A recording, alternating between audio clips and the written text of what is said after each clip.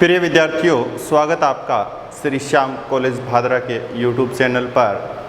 देखिए, BA second year के अंतर्गत हमने बात की थी कि राजस्थान ज्योग्राफी से संबंधित उत्तरी पश्चिमी मरुस्थलीय प्रदेश, राजस्थान के जो भौतिक प्रदेश हैं, हमने 4 भागों में विभाजित किए। और सबसे पहले हमने जो चर्चा की है वो है पश्चिमी मरुस्थलीय प्रदेश, थार का मरुस्थल।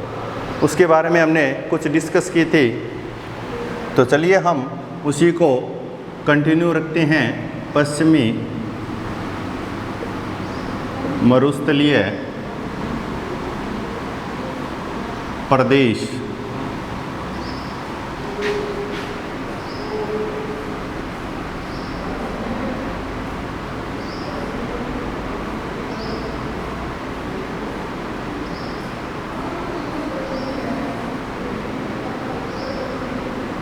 अब देखिए,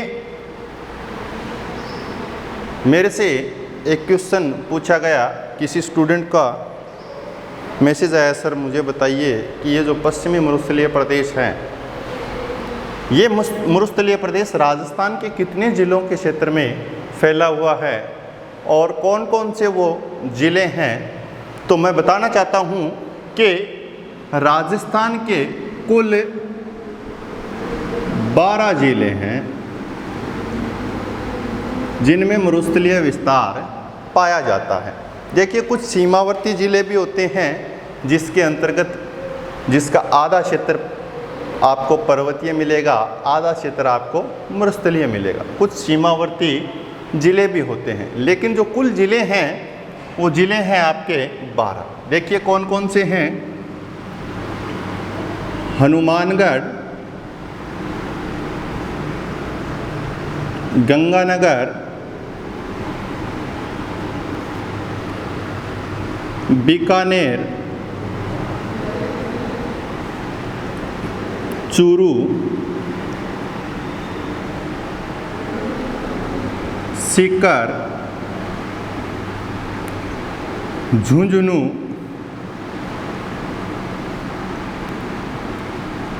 जैसलमेर, जोधपुर, बाड़मेर,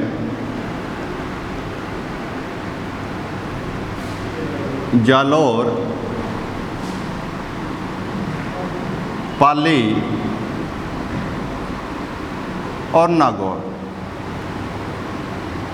ये ज़िले हैं राजस्थान के पश्चिमी मरुस्थलीय प्रदेश के अंतर्गत आते हैं। ये देखिए, ये जो 4 ज़िले आपको यहाँ से प्रतीत हो रहा होगा कि ये बीकानेर संभाग है। जैसलमेर, जोधपुर और बाड़मेर, ये पर्टिकुलर एरिया आपको हमेशा याद रहता है कि ये रेतीला एरिया है। इन तीनों को याद करने में आसानी होगी। यहाँ से हम जापान चलेंगे। जापान जाना नहीं है, वापस आ जाओ। जापान का अर्थ क्या है? जालौर, पाली, नागौर, तीनों को याद रखना जापान से, है ना। सीकर और झुंझुनू, ये 2 ज़िले आपको याद करना। इस प्रकार से आप राजस्थान के कुल 12 ज़िले जो पश्चिमी मरुस्थलीय प्रदेश के अंतर्गत आते हैं उनको आसानी से याद कर सकते हो। ये वो 12 ज़िले हैं जो मरुस्थलीय प्रदेश को घेरते हैं। अब देखिए, हम आगे बात करते हैं कि वर्षा रेखा के आधार पर, वर्षा रेखा के आधार पर मरुस्थलीय प्रदेश को कितने भागों में विभाजित किया गया है और वो कौन सी वर्षा रेखा है, कितने सेंटीमीटर की वर्षा रेखा है जो मरुस्थलीय भाग को 2 भागों में विभाजित करती हैं। कौन सी हैं? 25 सेंटीमीटर की वर्षा रेखा मरुस्थलीय भाग को 2 भागों में विभाजित करती हैं। ये 25 सेंटीमीटर की वर्षा रेखा है।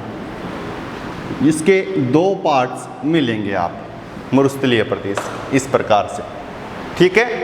और वो दो पार्ट्स कौन कौन से हैं?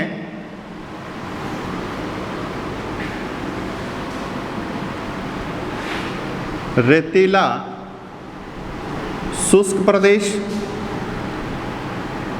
और दूसरा है अर्ध शुष्क प्रदेश।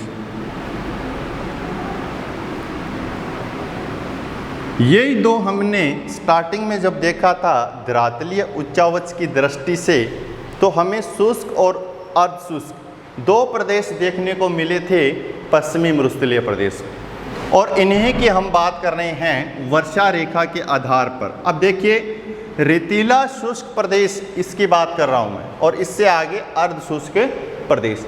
ये जो रेतीला शुष्क प्रदेश है, ये यहाँ पर 0 सेंटीमीटर वर्षा रेखा है, और यहाँ पर 25 सेंटीमीटर वर्षा रेखा है, और यहाँ पर 50 सेंटीमीटर वर्षा रेखा है। तो हम ये कह सकते हैं कि रेतीला शुष्क प्रदेश हैं 0 से 25 सेंटीमीटर के अंतर्गत आता है। अर्ध शुष्क की बात करेंगे, 25 से 50 सेंटीमीटर वर्षा रेखा का एरिया किसके अंतर्गत है? अर्ध शुष्क क्षेत्र में। रेतीले शुष्क की बात करते हैं तो फिर ये दो भागों में डिवाइड करते हैं इसको। इस प्रदेश में, इस प्रदेश के अंतर्गत क्या होता है? बालुका स्तूप युक्त प्रदेश, बालुका स्तूप युक्त प्रदेश, बालुका स्तूप मुक्त प्रदेश।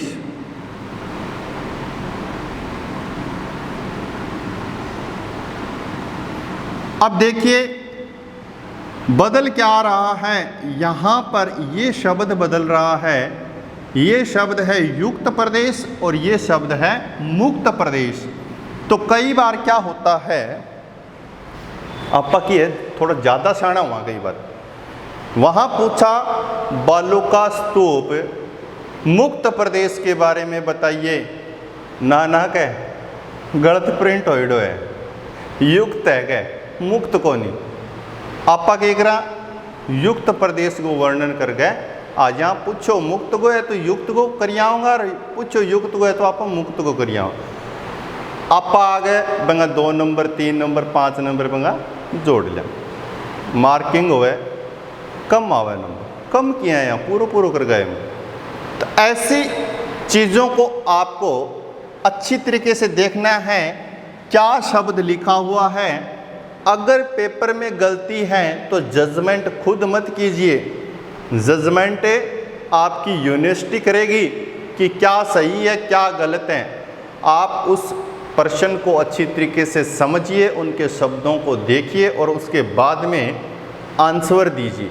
जल्दबाजी करना आपके लिए हानिकारक हो सकता है, नुकसानदायी हो सकता है। युक्त प्रदेश की हम बात करते हैं तो ये युक्त प्रदेश लगभग 60% किसका, इस रेतीले भाग का 60% पाया जाता है।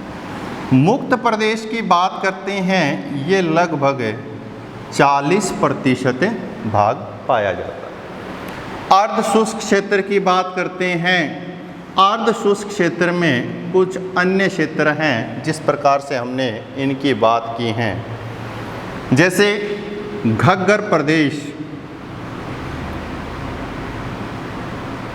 उसके बाद में शेखावाटी प्रदेश,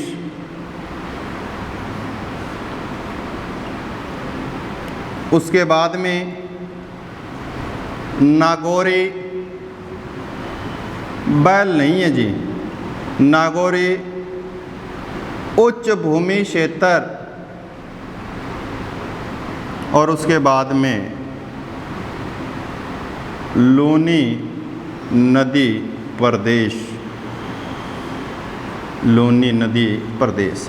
ये 4 क्षेत्र आपको अर्ध शुष्क क्षेत्र में मिलेंगे और इन्हीं का हम आगे अध्ययन करेंगे। तो सबसे पहले हम इस रेतीले शुष्क प्रदेश के बारे में देखेंगे, इसके अंतर्गत क्या क्या चीज़ें हैं और बालू का स्तूप युक्त प्रदेश कौन से हैं, मुक्त प्रदेश कौन से हैं, इनके बारे में हम देखेंगे।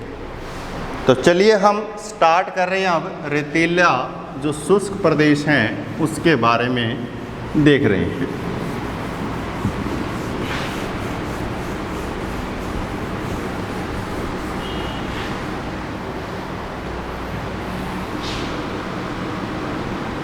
रेतीला शुष्क प्रदेश, देखिए इसका जो विस्तार पाया जाता है, हमने बात की राजस्थान के पश्चिमी क्षेत्र से, और जहाँ तक 25 सेंटीमीटर की वर्षा रेखा है वहाँ तक इसका विस्तार मिलता है, रेतीला जो शुष्क प्रदेश है।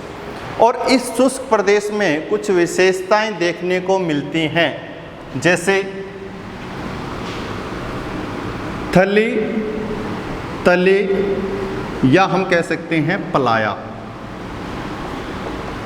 ये क्या चीज़ है, क्या चीज़ है ये? थली कह सकते हैं, तली कह सकते हैं, पलाया, कोई भी शब्द आपके सामने हो सकता है।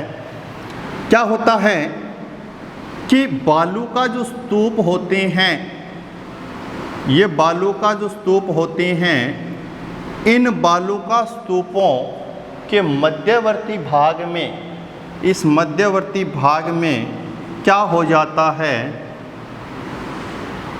अस्थायी जल भर जाता है। किसका? वर्षा का जल भर जाता है। बालू का स्तूपों के मध्य में वर्षा का जल भर जाता है। इसके कारण क्या बनती हैं? एक अस्थायी झील का निर्माण होता है। किसका? अस्थायी झील का निर्माण होता है। उस झील को हम किस नाम से जानते हैं? पलाया के नाम से जानते हैं, थल्ली के नाम से, तली के नाम से। इस प्रकार के कुछ विशेष शब्द आपको परिभाषित करने के लिए कहा जा सकता है। उसके बाद में रण, रण, ढाल, ये शब्द आपको देखने को मिल सकते हैं। रण क्या होता है या रण क्या होता है या ढाड क्या होता है, एक ही चीज़ है। क्या होता है कि जब इस झील का निर्माण होता है, ये पलाया झील, और जब ये क्या हो जाती हैं, सूख जाती हैं या सूखने लगती हैं,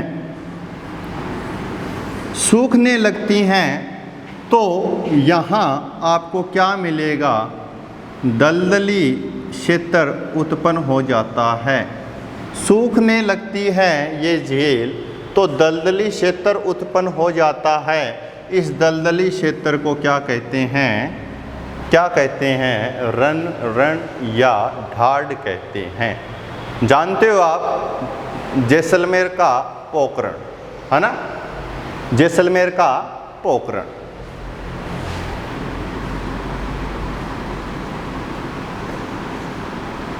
दिखाई दे रहा है कुछ, है ना? रण दिखाई दे रहा है ना, पोखरण। तो इस प्रकार का जो दलदली क्षेत्र बनता है कुछ पर्टिकुलर एरिया में, उसको हम रण, रण या ढाड कहते हैं। ठीक है, ये कुछ विशेषताएं थी रेतीले शुष्क प्रदेश में। अब हम बात करने जा रहे हैं कि हमने इसको दो भागों में विभाजित किया। एक तो किया हमने बालू का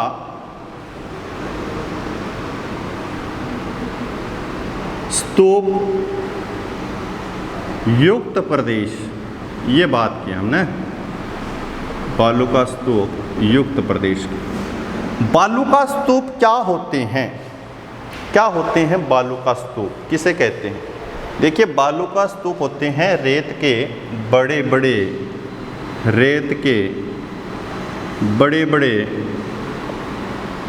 टीले होते हैं। जिनको क्या कहते हैं, बालू का स्तूप कहते हैं। इनकी आकृति व संरचना में क्या मिलती हैं आपको, भिन्नता मिलती हैं। क्या मिलती हैं आपको, भिन्नता प्रदर्शित होगी इनकी आकृति व संरचना में। और आकृति व संरचना में जो भिन्नता प्रकट होती है उसके कारण अलग अलग नाम से अलग अलग स्तूपों को जाना जाता है। तो चलिए हम बात करते हैं वो अलग अलग स्तूप कौन से हैं, उनके बारे में हम देखेंगे कि कौन कौन से स्तूप हैं, किस प्रकार से वो बनते हैं, उनके बारे में देखेंगे। पहले की बात करते हैं हम अनुप्रस्थ बालू का स्तूप। अनुप्रस्थ बालू का स्तूप कैसे बनते हैं, मान लो ये स्तूप हैं,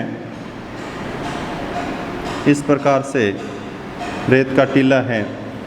तो अब एक चीज़ देखिए कि यहाँ पर जो अपर्दन की क्रिया है, अपर्दन का जो रूप है, वो रूप कौन सा कार्य करेगा, मरुस्थलीय क्षेत्र में अपर्दन का रूप कौन सा कार्य करता है, पवन। और पवन के द्वारा ही इन बालू का स्तूपों का निर्माण होता है।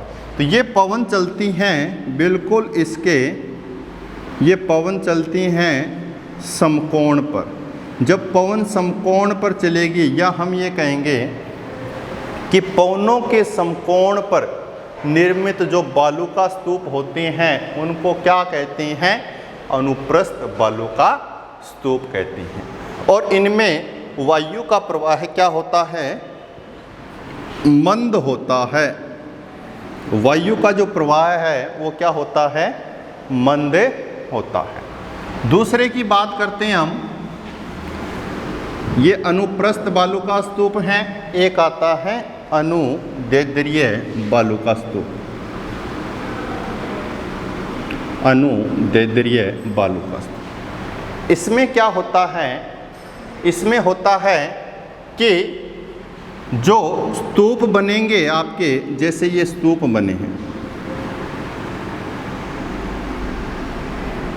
ये स्तूप क्या होंगे, पवनों के समकोण पर तो ये होगा, इसको कहते हैं समकोण। लेकिन ये समकोण पर नहीं है, बल्कि पवन क्या है, इन बालू का स्तूपों के समांतर हैं, इन बालू का स्तूपों के समांतर क्रम में हैं।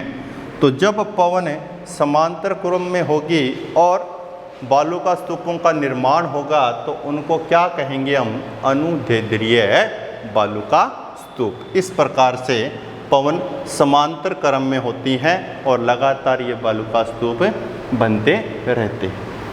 अगले बात करें, अगला बालू का स्तूप जो हैं वो हैं, नाम सुना होगा आपने काफ़ी बार,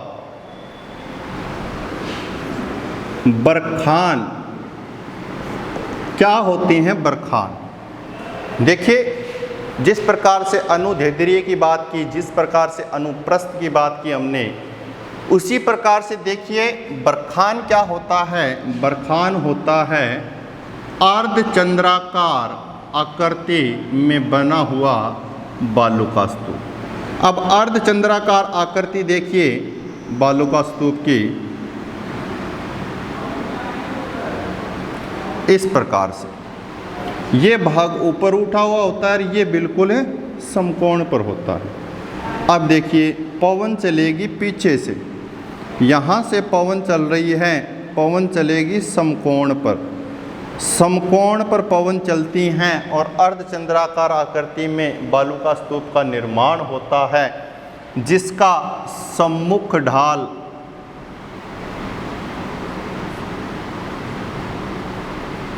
और ये विमुख ढाल, ये विमुख ढाल क्या होता है, बिल्कुल खड़ा होता है, सीधा होता है विमुख ढाल। और ये सम्मुख जो ढाल होता है ये मंद ढाल होता है इसका। और बाहर की ओर क्या निकले होते हैं, सरंग, सींग जैसे। है ना, ये सरंग निकले हुए होते हैं अर्धचंद्राकार आकृति में, जिसको हम क्या कहते हैं, बरखान कहते हैं। ये कैसे बनेंगे, समकोण पर बनेंगे। पीछे से हवा आएगी और हवा अपने साथ में रेत लेके आएगी और पीछे एक स्तूप का निर्माण होगा और आगे का जो भाग वो बिल्कुल इस प्रकार से खड़ा ढाल होगा और पीछे का ढाल कैसा होगा, मंद ढाल होगा। इस प्रकार की आकृति को, इस प्रकार के बालू का स्तूप को किस नाम से जानते हैं, बरखान। कई बार क्या होता है,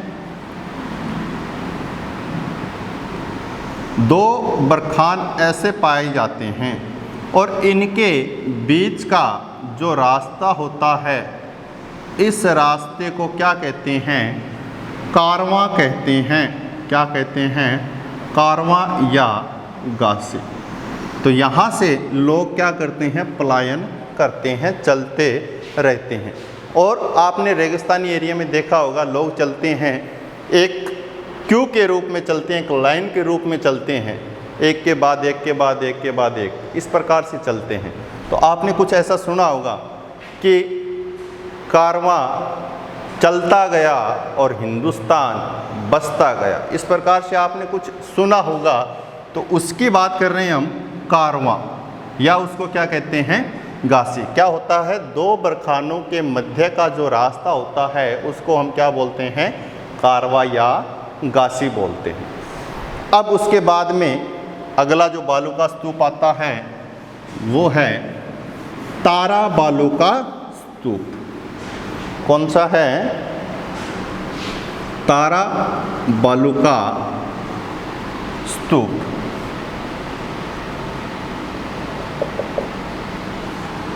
तारा बालू का स्तूप कौन सा है, देखिए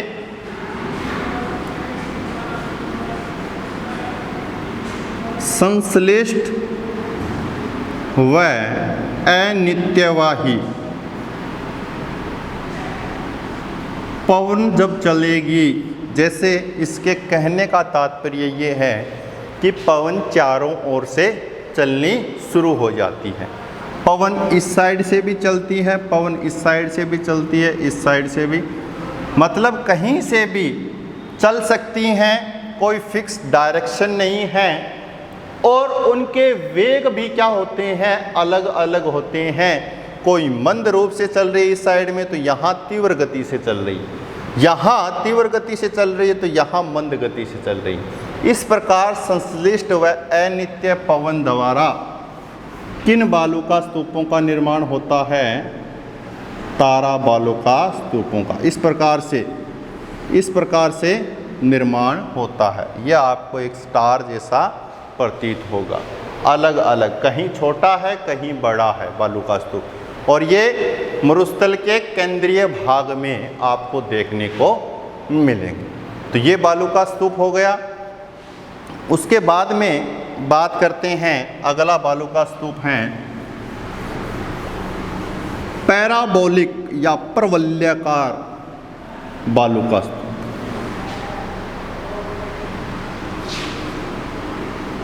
पैराबोलिक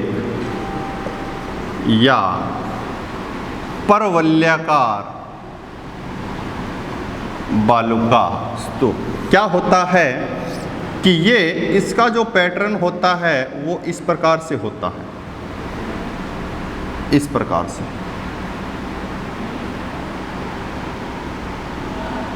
इस प्रकार से कोई बालू का स्तूप बनते हैं तो उनको क्या कहा जाता है, परवलयाकार। और इसके संबंध में एक विशेषता है कि महिलाओं के जूड़े की जो पिन होती हैं, कि पिन जो होती है हेयर पिन, उसकी भांति ये स्पष्ट होता है।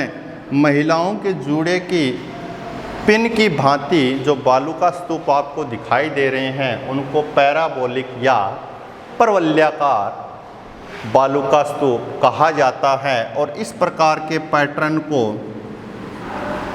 शेवरन प्रारूप कहा जाता है।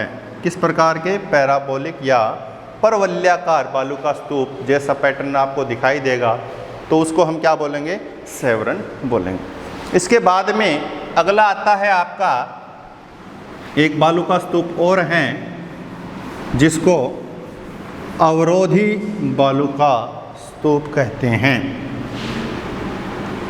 अवरोधी बालू का स्तूप ये क्या होता है, देखिए कोई मर्त पशु है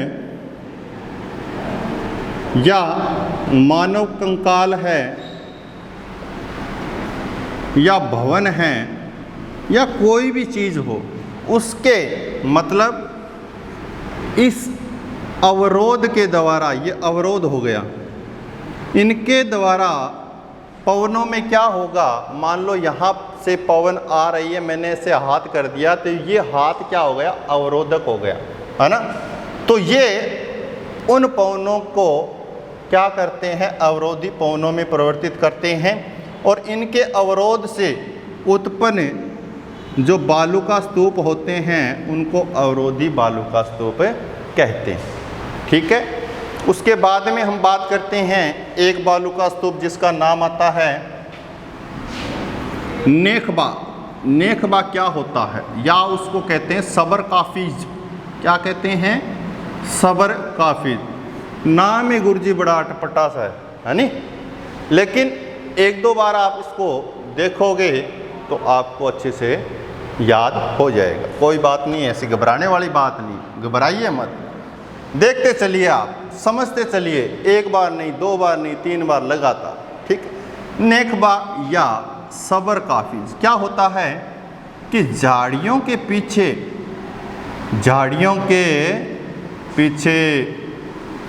जो बालू का स्तूप बनेंगे, झाड़ियों के पीछे जो बालू का स्तूप बनेंगे, उन बालू का स्तूपों को नेखबा या सबर काफिज के नाम से जानते हैं। वहीं एक बालू का स्तूप और आता है जिसको कहते हैं लुनेट। लुनेट क्या होता है, जो छोटे छोटे खड्डे होते हैं या हम उसको कह सकते हैं लघु गर्त, उन लघु गर्तों के पीछे कुछ बालू का स्तूपों का निर्माण होता है, उसको हम क्या बोलते हैं, लुनेट बोलते हैं। एक शब्दावली और आती है इसी मरुस्थलीय प्रदेश में जिसको क्या कहते हैं, द्रास कहते हैं, है ना, द्रास कहते हैं। द्रा या ऐसा भी लिखा हुआ मिल सकता है, द्रा या द्रास। उससे पहले एक चीज़ बता देता हूँ, हेलबुत होता है। हेलबुत उसको बोलते हैं जिसके अंतर्गत जिस बालू का स्तूप में क्या होती हैं, मोटी रेत के कण, रेत के कणों का आकार क्या होगा, बड़ा होगा, तो उसको हम बोलते हैं हेलबुत। और द्रास क्या होता है, कई हेलबुत मिलकर किसका निर्माण करते हैं, द्रास का निर्माण करते हैं। तो इस प्रकार से हमने पश्चिमी मरुस्थलीय प्रदेश के अंतर्गत रेतीला शुष्क प्रदेश देखा और कल हम डिस्कस करेंगे अर्ध शुष्क प्रदेश के अंतर्गत। और लगातार ये नोट्स बनाते रहिए, जैसे जैसे मैप ड्रॉ हो रहे हैं वैसे वैसे मैप भी ड्रॉ कीजिए, डायग्राम भी ड्रॉ कीजिए, और कोई दिक्कत आए तो मुझे रिप्लाई कीजिए। Thank you very much. जय हिंद, जय भारत।